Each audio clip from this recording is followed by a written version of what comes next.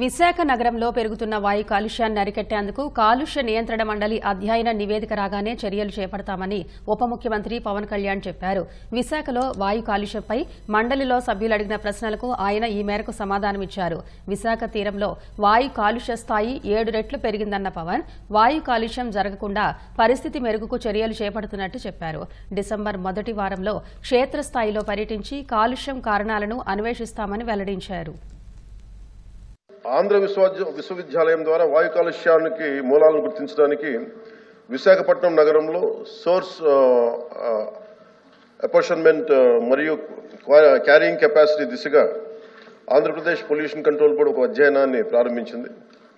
2025 జనవరి నాటికి అధ్యయన నివేదిక వచ్చే అవకాశం ఉంది. అందిన వెంటనే విశాఖపట్నం నగరంలో కాలుష్యం యొక్క సవాళ్లను నివేదికలో సూచించిన విధంగా పరిష్కరించడానికి విశాఖపట్నంలో ప్రత్యేక కార్యాచరణ చేపట్టడం అవుతుంది. అలాగే విశాఖ నగరం యొక్క నిర్దిష్ట సమస్యలను పరిష్కరించడానికి మేము ఈ కింద చర్యలు తీసుకోబోతున్నాం అధ్యక్ష. ఒకటి, రోడ్డు దుమ్ము, వాహన ఉద్గారాలు, నిర్మాణ ధూళి, విశాఖ పోర్ట్ అథారిటీ మరియు ఇతర పరిశ్రమల నుండి వెలువడే ఉద్గారాలు మరియు బయోమాస్ ను బహిరంగంగా కాల్చడం ద్వారా మొదలైన వాటి వలన విశాఖపట్నం నగరంలో కాలుష్యం ఏర్పడతా ఉంది.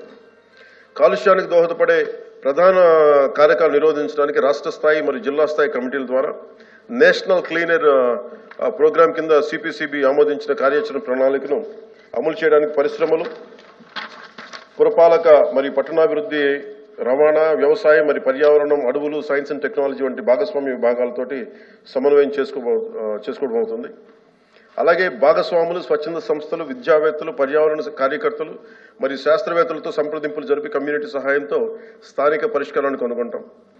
వాయు కాలుష్యాన్ని తగ్గించడానికి గ్రేటర్ విశాఖ మున్సిపల్ కార్పొరేషన్ 22 నుంచి 24 వరకు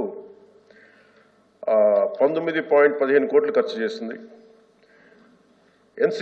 ఎన్సీఏపీ కింద కేంద్ర ప్రభుత్వం 129.25 కోట్లు విడుదల చేసిన గత ప్రభుత్వం నిధులు విడుదల చేయకపోవడంతో కాలుష్య నివారణలో పురోగతి కొంచెం మందగించింది. అయితే ఈ అవసరాన్ని బట్టి ఈ ప్రభుత్వం నిధులు విడుదల చేయడం జరుగుతుంది తెలియజేస్తాను. విశాఖపట్నం ఈ ఇండస్ట్రియల్ క్యాపిటల్ మనకి రాష్ట్రానికి. దీంట్లో ప్రత్యేకించి విశాఖపట్నం ఈశాన్య తీరంలో యారాడు కొండలు, సింహాచలం కొండలు, కైలాసగిరి కొండలు మధ్యలో ఉన్నాయి అధ్యక్ష. విశాఖపట్నం సో దీని స్థలాకృతి లక్షణం కారణంగా తరచుగా దీన్ని ఒక బౌల్ ఏరియా అని పిలుస్తారు. ఈ కొండల కారణంగా శీతాకాలంలో ఉష్ణోగ్రతలు తక్కువగా ఉండటం, పరిశ్రమల నుంచి ఉత్పన్నమయ్యే వాయు కాలుష్య కారకాలు వాతావరణంలో వ్యాపించకుండా భూమి ఉపరితలంపైనే ఉండిపోతున్నాయి. గత కొన్ని దశాబ్దాలుగా ఈ విశాఖపట్నం గణనీయమైన పారిశ్రామిక అభివృద్ధిని చవిచూసింది. ఇది పర్యావరణ మరియు కాలుష్య సమస్యలకి దారితీస్తుంది. సో దీన్ని ఒక చాలా ప్రత్యేకమైన ఒక ఫోకస్డ్ గా చూడాలి అధ్యక్ష. ఇది సో ప్రత్యేకించి నేను ఈ రోజున గౌరవ సభ్యులకి నేను మాటిస్తున్నాను.